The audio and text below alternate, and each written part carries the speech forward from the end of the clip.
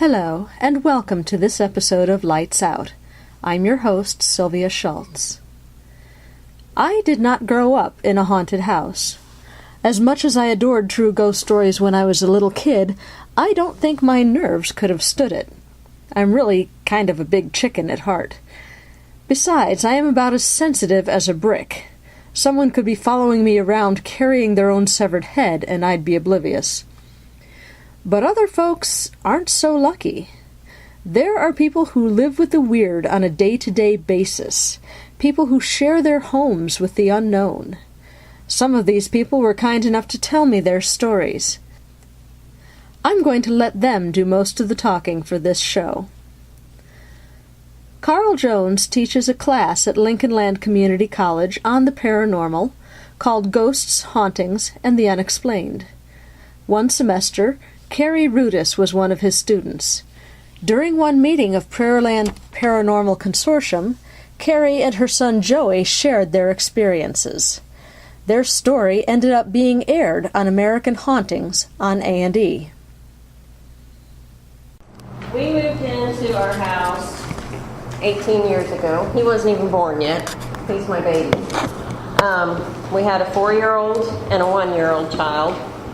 And the house had been in my family for many years, probably since the 50s. My dad and his 6 siblings were raised there. And we bought the house from my uncle. And we were all excited. It was a big 5-bedroom house, you know, all this room. And I told my 4-year-old son where his room would be upstairs. And he went up there all excited, and he comes back down, and he said, "I'm not sleeping up there." And I said, "Why not?" He said, "Well, there's a ghost up there." And I thought, yeah, right, you know, he's 4. So anyway, I didn't, pay too much attention to that, but it wasn't long and things started happening. And if I recall, the first thing that happened was one of the first nights we stayed there. We woke up and the front door was wide open and the coffee pot was on. And it's like, that's weird. And our doors, we always locked our doors, and it had deadbolt locks. So there's no way the kids could have reached it, And it just progressed from there. We would hear footsteps. We would hear voices. We would see shadows. We would hear a woman crying. We would hear a woman singing sometimes. And I worked midnights a lot back then, and there were many mornings I would come home and my husband had been up all night because he thought somebody was in our house, that somebody had broke in, and there was nobody there. So the kids would not sleep upstairs while they were young. They slept in the spare bedroom downstairs next to us. But there really wasn't anything threatening. It was just activity. So, we could deal with it. They were pretty young. Well, obviously, he was born while we lived there. And they would see things, too. I remember Joey saying, "There's somebody in there." And I'm like, "Where?" And he'd say, "Don't you see? There's somebody in there." Do you remember some of that? Not really? Some of it. Do you remember waking up and seeing the little girl crying in your room? Yeah. So, there was a lot of that went on. And my mom would babysit sometimes, and I hired babysitters when I worked, and they were always scared. They always had something happen, or they would see something, and luckily they were good about it and never quit, but, they would get afraid a lot. So we lived with this, and it was okay till about 3 or 4 years ago. The kids were all teenagers then, all 3 of them, and it started getting mean. We would hear growling. We would get scratches. We would wake up with bruises and scratches. My daughter actually looked like a human bite on her. So, I said, we can't live with this. So I had psychics come in and try and get rid of it.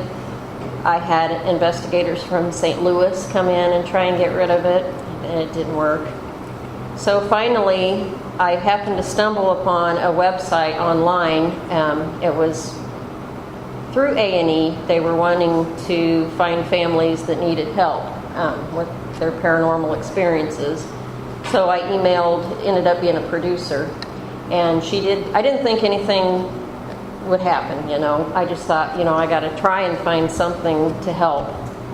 And she ended up calling us, and she came out, and we didn't even know if it would be a show just yet, because they have to make the pilot, they have to sell it to the network. But she guaranteed me that regardless, they would bring in the experts that could help us. So we agreed to do this. And it was a pretty long process, and they come out several times and filmed. We had surveillance cameras up for weeks, which at first was weird, but you actually do get used to it after a while. You kind of forget they're there. And we did actual filming where they would bring in crews, because we did our own reenacting. And they said that was a new concept. The things that had happened before I contacted them, they had us reenact, recreate. And that was kind of hard because we're not actors, It's like, I don't know what I'm doing, so, But it was a learning experience. Sometimes we had 12-hour filming days, so like 2 in the morning, So it was work. But they did bring in a psychic, a shaman, a medium, and an exorcist eventually. And what was there that was menacing is now gone. It's made a huge difference in our lives and in our house. And they told us that the regular ghosts that were there did not like this being either, that it tried to control them also. And I believe it, because the first night that it was gone, I could hear, it sounded like somebody running upstairs, like kids. And we do have a little girl ghost. We've all seen her. And I hadn't heard that in a while since this had been. It was almost like she was happy, There's also a little boy spirit. There's a woman, and she's been seen. And there's apparently an old man that's kind of crabby. He likes to hang out in the basement. And he doesn't mind us, but he doesn't like it when we're like remodeling something. That kind of aggravates him, but he's pretty harmless. And the bad spirit, they were never able to really tell us what it was. They just said it was negative.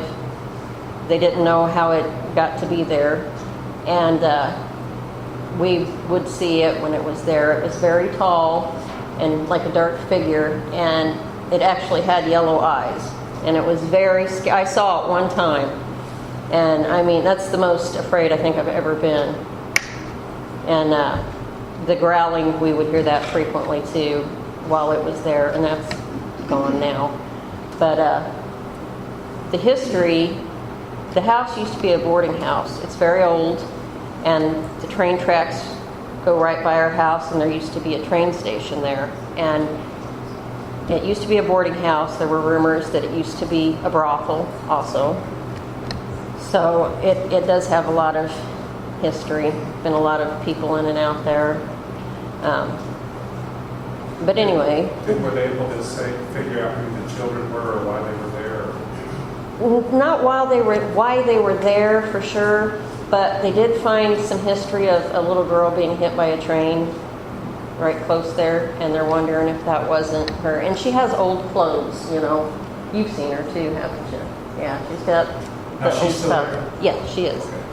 Really. Are you okay with the other spirits? The ghosts? Still there? Yeah, the ghosts we didn't mind. You just know once in a while you'll hear a door will close or something will move or you'll see something, but it's more of a peaceful coexistence. Yeah, it's not menacing. So they probably like you, or else they got to be used to us by now, I think. When you had to get rid of the evil thing, you didn't have them get rid of the other spirits, did you? They asked us, and we said, I don't want them to be trapped because I think that would be horrible, but I don't want to force them out. I said, tell them they're free to go if they want to, and they said they didn't want to leave. Yeah, the evil thing, when you saw it, the eyes were the only detail you could see, otherwise just a black shape. It was just, actually I was in the house. My daughter slept on the couch for years because she was so terrified of her room. And many nights she was waking me up to come out there and sleep too because of the things that be going on, you know, and she was scared. So it was one of those nights, and I was laying on the love seat, and there we have a stained glass window with regular glass in the middle, straight across.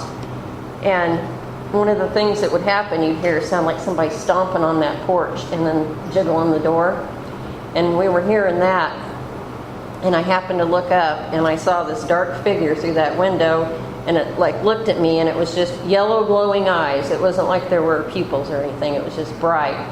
And I just froze because I thought, oh my God, does it see me? If it doesn't, I better not move or it will, you know. And I was just so scared. And then it was just gone. But you've seen the tall shadows too. I was going to ask you, Joseph, actually, a nice picture they have up on Facebook of you. You were quoted as saying that you feared that these things or this thing had potential to kill somebody. Have you ever been physically There has been people physically attacked in our household. I've actually even had objects literally thrown at me, and that's actually on film. It will probably be on the show. I will say the situation in the household probably started escalating when we started dabbling with Ouija boards and seances. That did not help. Never does. No. You just open your mouth and come and talk to Yeah. me. And we had people shoved. You were shoved. Shoved. My brother was like shoved across the room into a wall at our house. I've woken up with like random scratches on my face and Legs. legs. And Yeah, I've had the scratches. That hasn't happened since this. Not since And the how long has it been since they came in and helped clear away the spirit? It was last August when they got rid of, when they So brought it's the been almost a year. exorcist. Yes, Okay. yes. Which person do you think was the one that got rid of it? Was it like a shaman or The exorcist. the exorcist? The shaman, when she came, she got rid of it for a while, and she said that she thought it might try and come back, and it did. And we knew when it come back, you could just feel the house felt so different. And when things were escalating and getting really bad, you could feel, it was almost like it would go through you. You would feel this sudden anger, and just, it was like something mean went through you. I don't know how else to describe it. And it's like, luckily it only lasted a second, because it was nothing like I had ever felt. And I think we all experienced it at some point. It was really strange. And it would mimic us too. It got where it would do that. Like the kids would see me walk outside and it wasn't me, you know. And Joey had one night where it was trying to get in his room, and it was trying to sound like me. It was saying, Joey, open the door, and he knew it wasn't me. Yeah. So it got to be very, very scary. It's a fascinating case because I've heard of this before, and I've run into it once or twice, but the negative energy was trying to control the other ghosts in the house. Mm-hmm. And it sounds like it was somewhat successful. Yeah. Because the other ghosts in the house were not necessarily negative energies by any means. They No, were just they weren't. ghosts. They were just hanging out there. Mm-hmm. But they didn't like it either. No. Fascinating. Mm-hmm. So when that thing was around, the activity with the other spirits of the home ceased pretty much? It didn't cease, but it decreased. It was almost like they were kept back or whatever. Wow. I know there was one day when my husband, we were talking about that, and my husband said, you know, I wonder about that little girl, you know. And he actually saw her right after that, and we wondered if she wasn't trying to tell us, you know, help, you know. Yeah. we could Nobody afraid of them. Yeah. we could tell the difference because all the paranormal activity turned hostile. Like Yeah. we could tell it was something else that we were dealing with. Yeah. I mean, you could just feel, it just felt so negative. Yeah, in there. Yeah. Tensions running high. And there were some nights when like none of us got any sleep because of everything going on. And the kids upstairs, they eventually did. The boys would sleep upstairs eventually. My daughter didn't until this thing was gone. But they said they would hear it sound like something scratching all over the walls and all kinds of I've actually woken noises. up in the middle of the night feeling being choked by something. That happened more than once. That actually happened like during the period when they were filming. That's when things really got bad. Yeah, I think it kind of got mad for a while they were filming. Yeah. They didn't stir anything up. Did anything happen while they were filming? Oh yeah, Did it? they got chased out of the house twice. Did they? Yeah, Film crew also. Yeah. Now, they filmed during while the negativity was still there? yes. So it wasn't until after the filming was done that they were able to get rid of it? Or? Well, we did a little bit of filming in February of last year, and they come back and did a little more in May. They did the majority of it in August, and towards the end of it was when they brought in the exorcist and got rid of it, and then they come back for touch-ups after it was gone. Did they film part of the exorcism? Yes. Yeah. We weren't allowed in the house for most of it, but we got to come in towards the end. I bet you kept his number on file. haven't I have you? them on Facebook. I do. Did they give you any tips on keeping it away at bay? They didn't, but the shaman did. She gave us like candles and prayers, and of course Joey knows all about that stuff. Yeah. He researches. He has the smudging sage and all that stuff. I go to him if I feel there's something. Can you come back next month? Because I'm always interested in how much they exaggerate. I'm really Yeah. clear how. Yeah. I'll try to. Make everybody. Yeah, make sure you come back at least next I will. month. Yeah. So, no idea where this one came from, it just kind of showed up? Well, I have an idea, and I don't know how the rest of them felt about it. When I was a teenager, my best friend, who is now my sister-in-law, ended up marrying her brother, but that was before I knew him. Anyway, her parents bought a house in Hillsboro, and it was haunted. And we were like 16, and we thought, oh, cool, whatever. So we used the Ouija board, which I didn't even believe in ghosts then. Honest, I didn't. And Kelly was her name. She's like, let's use the Ouija board and talk to the ghosts. My mom and my sister used to use one. I'm like, okay, whatever, Well, there was something bad there, and it would do similar things. We would get shoved, pushed, scratched. Her house was horrible. You couldn't ever get any sleep. I mean, it was like that. And as we got older and moved on, she lived out of town. We lived apart, and really didn't have that kind of thing going on. But actually, she moved back to Hillsboro right about the time this bad thing come to my house. So I didn't know if it had anything to do with what we experienced before, and since we were hanging out together again, I don't know. Had she had experiences after she moved away? She said, well, we both would here and there, but it was nothing like when we were younger and hanging out together. And it was very similar, which I don't know, maybe all negative entities is similar, but it liked to pick on my daughter the worst, and she was a teenager, and it loved it when we were teenagers to pick on us.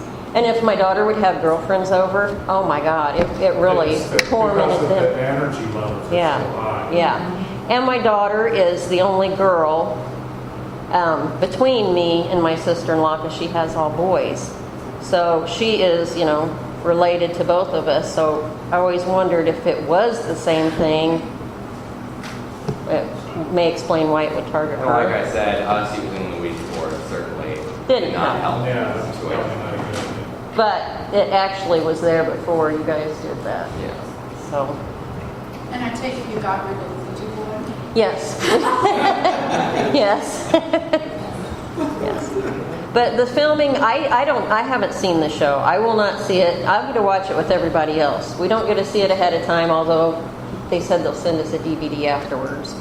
So I'm curious to see what they did with everything. I know they dramatize and Creative editing. exactly. I will be glad to come back and tell They you. take liberties. Yeah, they do. I will be glad to come back and tell you Okay, how great. everything Well, I went. hope so. I hope you join us every month. Come back. Great bunch of people. Did they trash your house? Well, they didn't trash it, but they were really good about saying, we're going to move this and that, and we'll move it right back, and no. I'm putting everything back, yeah. Oh, I love it. Thank you very much. That's why filmmakers, they are like that all the time. Yeah. Yeah, they weren't the most considerate. Yeah. They do kind of take over, too. They really do. They made a movie in our house. Oh, really? And when I left, Dean was doing a movie out of town. And when I came home, everything from the basement was upstairs, and everything from the upstairs was downstairs, and there wasn't one in there. And they left it there? Yeah. They came back to do just... Never again. They come back to do some follow-ups in December. And I had all my Christmas stuff up. They're like, well, you gotta take that down. I'm like, what? Do you know how long that took me to put that up? But, you know, they didn't want it was supposed to look like before. Yeah. Luckily, they let us keep the tree up, and they filmed Filmed around the tree. So I have a huge tree. I'm like, there's no way, you know. Yeah. But we got to, you know, be outside in 100 degrees with hoodies on, and I got to be outside in a halter top in December filming, you know, for continuity. Yeah. So, yeah, it was fun. Fascinating. I can't wait to see it. Me too. Absolutely. I had the chance to talk with David Pickle, who shared with me his experiences living in a haunted house in Canton. Cool. David Pickle is going to tell us about his experiences living in a haunted house. Tell me stories. Well, it actually started, maybe I should give you a little background first. Please do. The building that we own was a grocery store built in the early 1900s. As I was growing up, it was run by two sisters, older ladies. Neither one of them ever got married. They were pillars of the community. Mm-hmm. And is this in Canton? In Canton, yes. One of the sisters died. I owned a photography studio up the street. One of the sisters had passed away, and I offered to buy the building from the other sister at that time, and she didn't want to sell it. Eventually, she had to go to a nursing home, and their estate agreed to sell me both the building and the house they lived into next door. Oh. So I owned, the grocery store had closed in like 1986, I believe. One of the sisters was still living in the house next door when she left to go to a nursing home. I purchased the property. Was planning on using the house as a rental property. So I was in upgrading some things, and occasionally you would be in there late at night by yourself and you'd hear noises, and didn't really think too much about it. One night I did actually hear footsteps upstairs, like somebody had walked across the room. I was concerned enough because the house was empty that somebody had snuck in, and when I came in, they were trying to get out. Went upstairs, there was nobody there. Prior to that, I had been down, like I say, my studio is about a half a block away. I had gone down to mow the grass around what was the grocery store, and I'd left a sign on the door at my other business that said, "I'm down the street. If you need me, come get me." And you know, you get that feeling that somebody's watching you. Oh, yeah. I was mowing the grass, and as I turned around, standing on the back steps of the grocery store building, and I only saw her for an instant, was a lady in a blue flowered dress. That was my first experience. And I told my wife, I said, I think I saw Katie and Tori Petrovich were their names. I said, I think I saw Katie's ghost today. And my wife and I got to talking about it, and a few nights later, she woke up screaming. I was still downstairs. I went up to find out what was going on, and she had woken up with a lady standing over her swinging her fists. Oh, Lord. And I said, what was she wearing? And she said she was wearing a blue dress. And I said, that's the same person I saw. And that was right after we had bought the property. Oh, my. Now, was this the first sister that passed on? Yes. Okay. You know, I didn't think too much about it. We bought that property in 1996, let it sit empty for several years, trying to decide what we were going to do with it. I just didn't want the building to get torn down. It was a beautiful piece of property. Had a lot of history in Canton with the two ladies. I was fortunate to get a good deal on it when they sold it, and eventually in 2006 we opened an ice cream shop, which we've closed since then. Oh. But anyway, about a week into our ice cream shop, I was over in this area doing some shopping for the store, and one of my employees called and said, you need to come back as soon as possible and look at this ice cream. They wouldn't tell me what was wrong. I thought maybe the freezer went out, the ice cream was melting, what's going on with the ice cream? Well, when I got back, the freezer was fine, the ice cream was fine, but they had covered up one bucket of the ice cream. It came in 3-gallon buckets, and in the bottom you could see the initials K and a T, which just completely freaked out the girls that worked for me.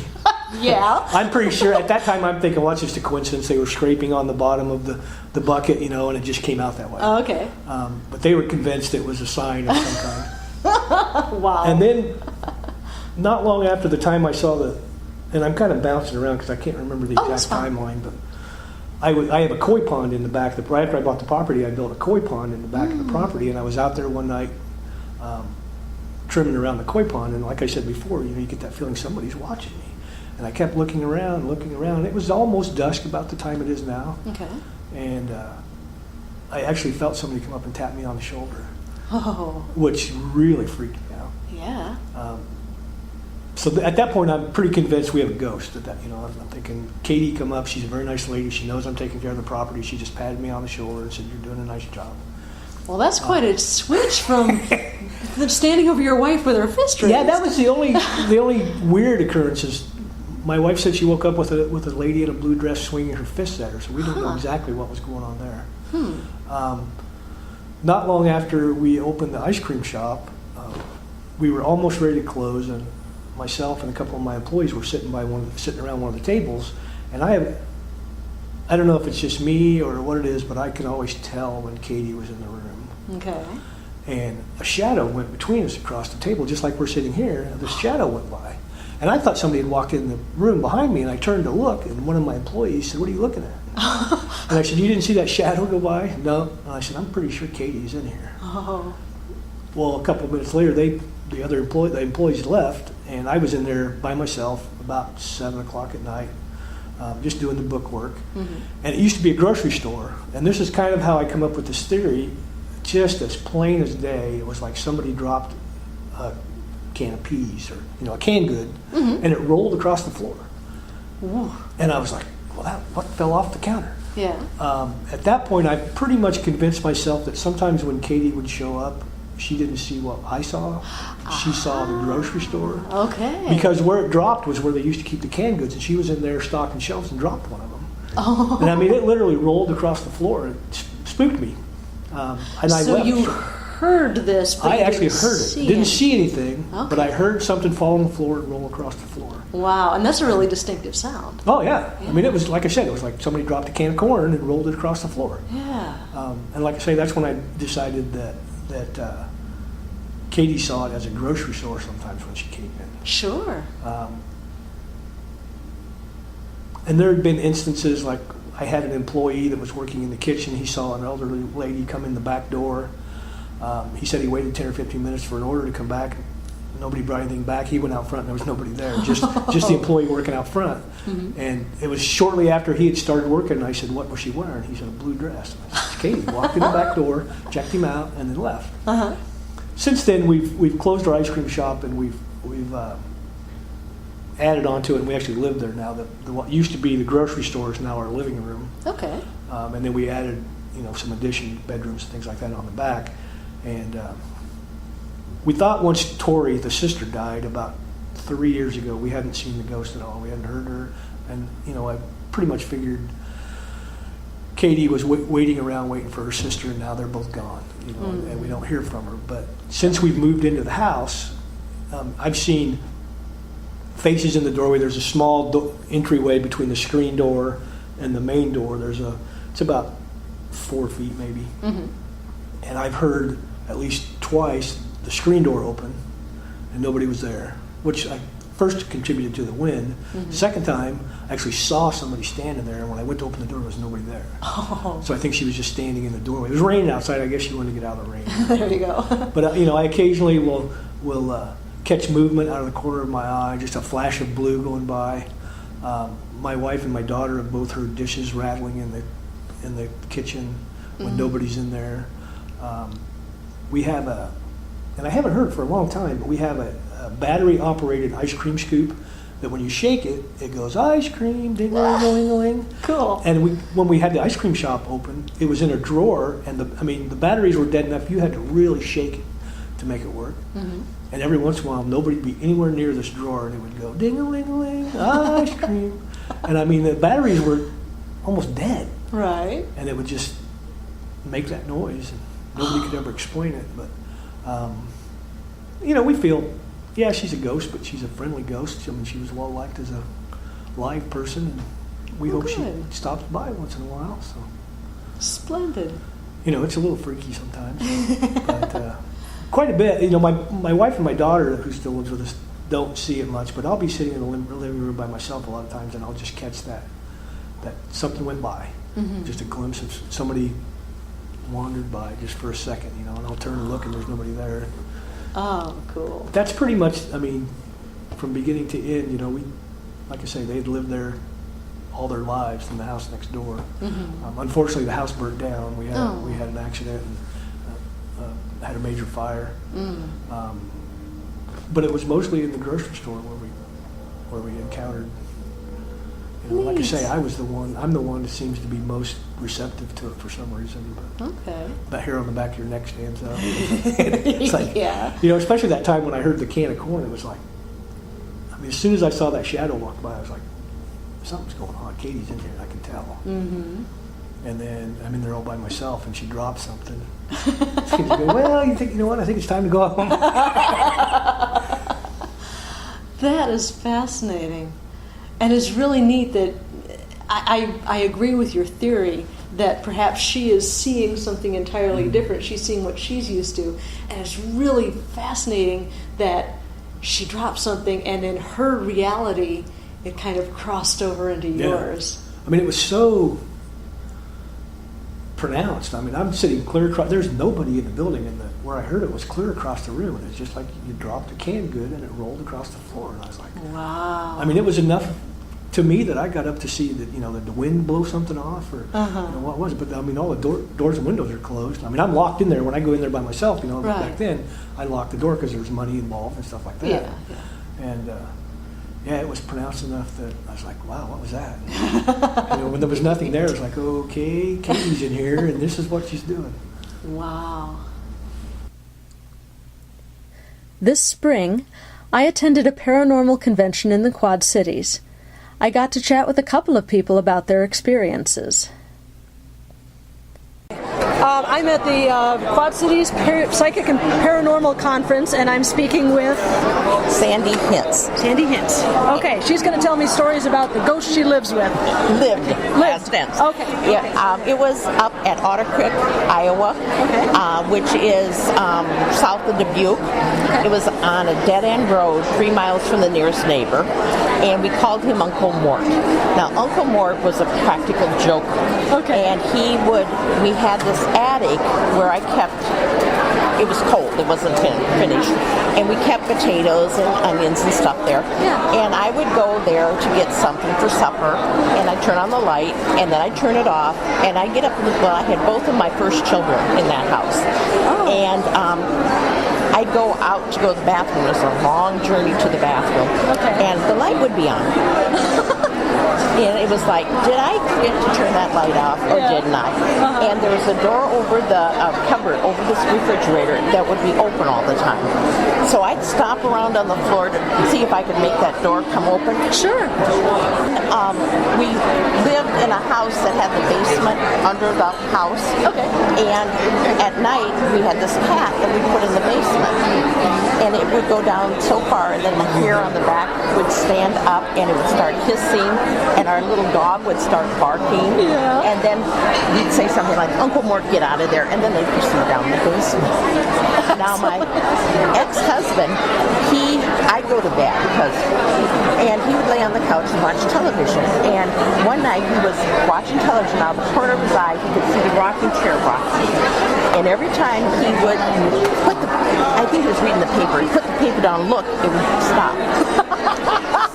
And then he would start up again, out of the corner of his eye. Yeah. So one time he went real fast and did 2 more little jaunts before it stopped. He said, "Gotcha," So, he wasn't malicious. But he would put now horses, we had horses. Horses do not pull a gate towards them. They will push to get out. Sure, yeah. Well, we had this area around the silo that the gate had to be pulled shut. The horses would be put in there, and in the morning they'd be out. Oh man. So we had a Halloween party, and we Ouija'd and asked him if he was going to come. And so at this precise moment, we had candles, and the light went almost off, and then very bright, and then back to normal. This is honest. Those are some of the things that happened. Oh, wow. Thank you. Thank you so much for sharing with me. I really appreciate it. So, but he's not an evil one, but since then, I don't Ouija. It scares me because I know you can get a bad one as well as a good one. And I won't have anything to do with Ouijas anymore after that. Yeah, it's just too creepy. And I did say to him, hey, Uncle Mort, you're going to have to quit or I'm going to have a miscarriage. And he did until my child was born. That's cool. Oh, man. Sorry. Okay, I am talking to Devonda. Yes. Okay. She is going to tell me stories of Mississippi. Ghost stories of Mississippi. Okay. When I was about 4 and 5, my mom would always take us summer vacations to Mississippi because that's where she grew up, in Mississippi.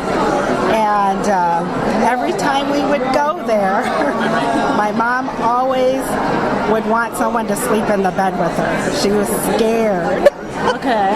And one night, I was about 4 or 5, I can't remember, but I was laying in the bed next to my cousin, and for some reason I couldn't sleep, so I was peeking through the living room door, through the door crack, and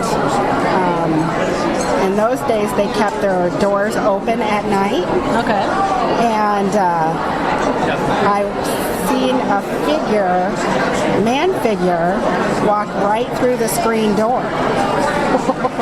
And then he sat down on the couch and he put his hands on his knees and he looked towards that room that I was in.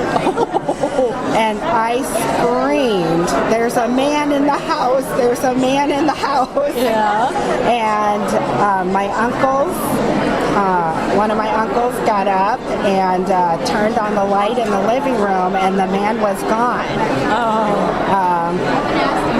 Learning later on, I didn't say anything to my mom, but learning later on it was my uncle.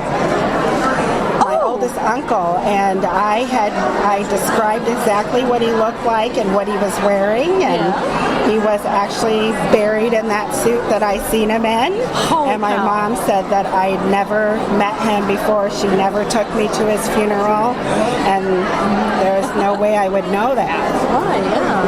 And then on a different night, I was laying in the bed again, and my aunt was on the other side, on the outside of the bed, and I was on the inside of the bed. And so were you next to the wall? I was next to the wall. Okay. And I woke up to me rolling over the top of her and landing on the floor like a pen. Nobody heard me fall to the floor. And it was really, really dark. And I wanted to scream, but I couldn't say anything. And there was, my grandma had this rope that hung from the light that we could yank on. It hung all the way down to the floor. And I knew that was there while I was feeling for it and couldn't find it. And then I felt something standing over me. I could feel that person. And It took me a long time to get back in the bed because there was a fireplace and a vanity that I knew I could go around the bed to try to get back in, but they were missing.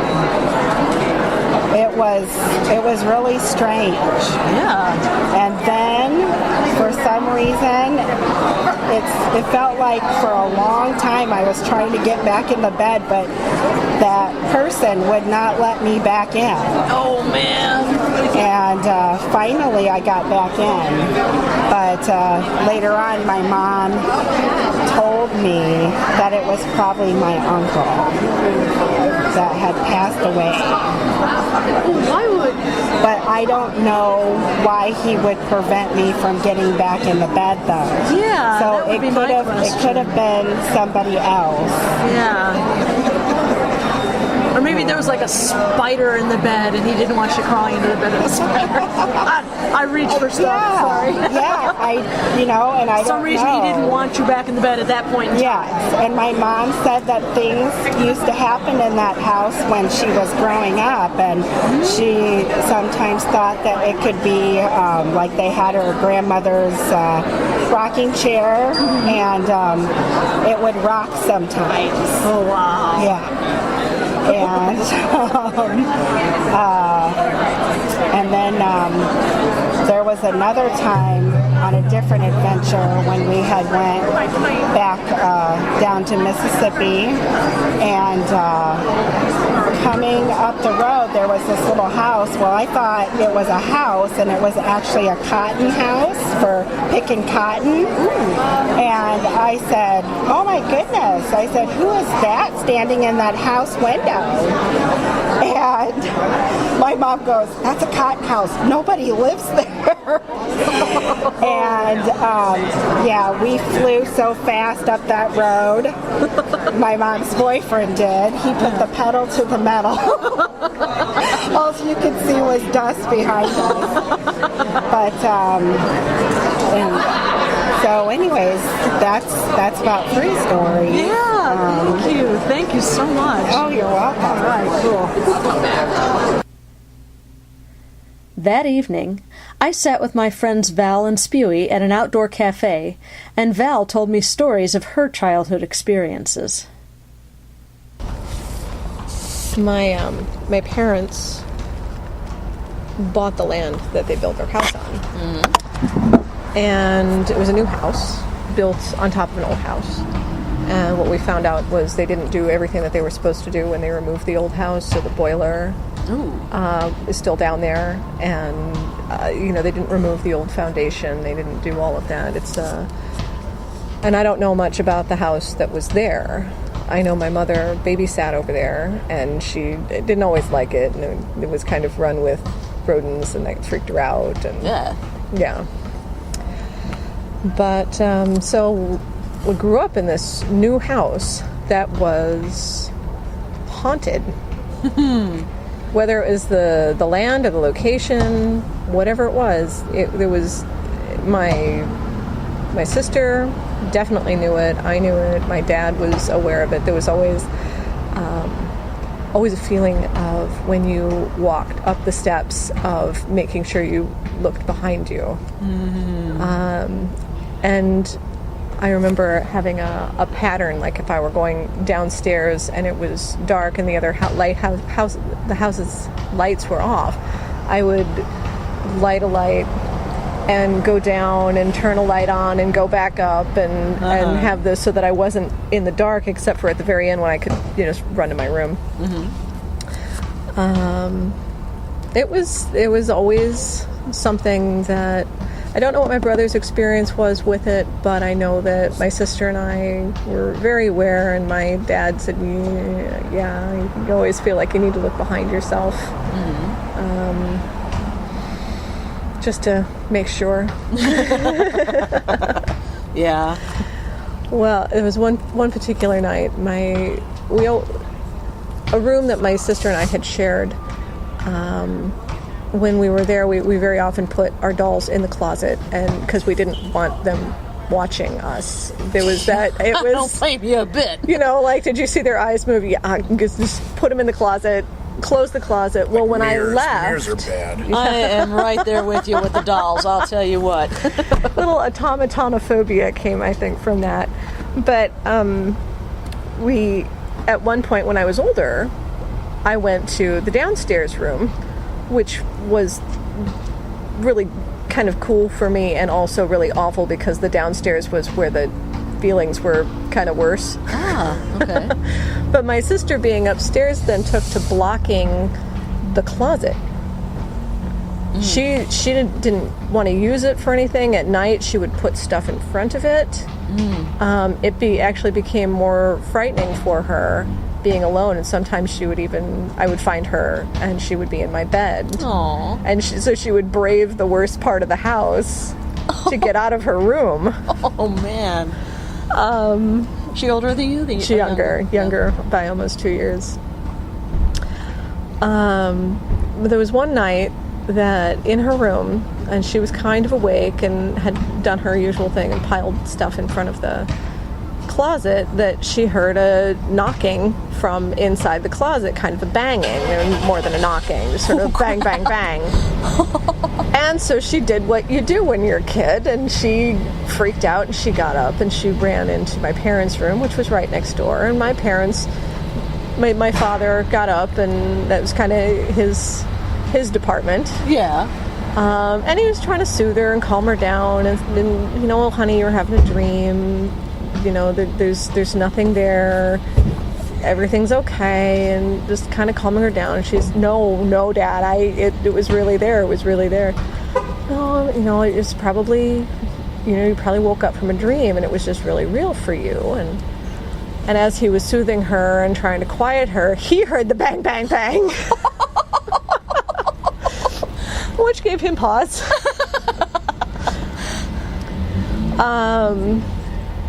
Being a new house, and they had been involved in the design of it. They looked at the blueprints, and so he got out the blueprints thinking, well, surely, perhaps there's just some kind of a vent or a register or something. Maybe there was nothing there. And also it kind of made the door shake. Oh, geez. Yeah. So it was a pretty weak reach to go for the blueprints. And then the other first reaction, like the immediate reaction, is go and make sure that my brother's room was on the other side of that, just make sure that he wasn't doing something. Well, he was even a couple of years younger still, and he was unconscious. When he slept, he didn't move. So that was there was nothing that he could find that could determine that there was anything other than what it was very likely, and which said quite plainly is probably a poltergeist. And with all the fear that she and I had in that space and in that place, we rather gave it enough material to feed on for long enough to kind of actually make some noise. That was the last of that particular type of incident, the first and last that I was aware of. But she had later years in conversation said that it seemed to have followed her. It wasn't just at the house anymore. She'd moved, and it wasn't as aggressive. I don't know, and maybe it was because she wasn't quite as afraid, but she thought it was the same kind of thing, and so she would see doors move around her, and again, the closet, she couldn't keep a closet door closed. Oh, wow. She'd close it, she'd latch it, because it was one of the old closets that actually had the doorknob and the latch. And she'd wake up and it was open. And that went on for quite a while too. And I think she eventually just kind of got used to it, but she also didn't like to talk about it because she was afraid to talk about it, that it would get, more attention, more. So, yeah, that's my sister's story with that, what I know of it. In my own, it was kind of frightening knowing that there were other people around. And, whether or not it was there was always that kind of look behind you, awful feeling that you got that seemed like it was more malevolent. But there were also really casual entities around as well, like they're just around and rude. Okay. Well, you want to take some solace in having some space where nobody else is, like your bedroom and or the hall to the bathroom, and to know that you're not just being loomed around. And there didn't seem to be a whole lot that I could do to. My room got to be better after a fashion, but yeah, it was uncomfortable. It was kind of frightening, I suppose, as a child. And nowadays, I see things like that and been rather acclimated to. All right, well, you're not doing anything, and then that's okay as long as you're not doing anything. Yeah. But yeah, I remember many a times having to wake up in the middle of the night to go to the bathroom and actually seeing the form of an individual kind of in shadow around. It was already dark, but it was darker there. Sure. And I'm holding it for as long as I possibly could.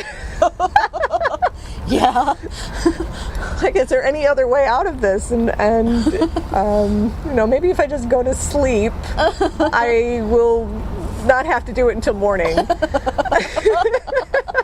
that never works. No, I remember one night in particular where I really just, I was at my end and I'm shouted down the hall, I really have to go to the bathroom. I have to go. And if you don't move, I'm going to go right through you. And I did. Yeah, that was kind of weird too. What was that like?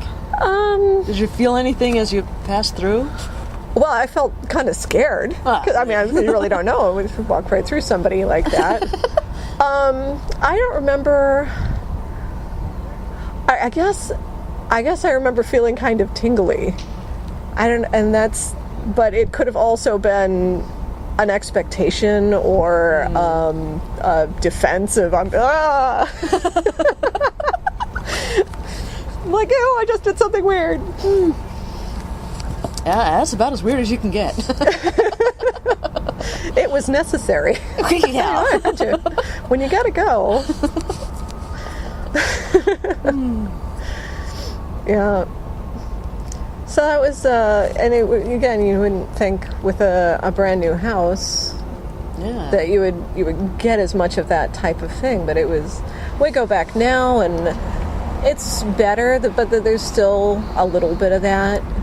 Not as much, and there's not as much feeding it, and there's no little kids to get all worked up about it. I was gonna ask. I mean, do you think it's less because you're not freaked out little kids anymore? Yeah, and I think it's probably a combination of being less because we're older and we're not as afraid of that. We certainly grew up with it enough that we don't have the newness or the childishness about the space. It's familiar space, and the other thing is because we're not so scared, we're not so feeding of whatever the situation is.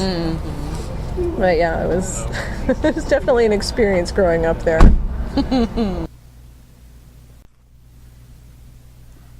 I hope you've enjoyed this peek into a few haunted houses. Please join me next time when we go camping in the wilds of Missouri and watch zombie movies. Until then, keep an eye out for specters, spirits, and spooks whenever you go lights out.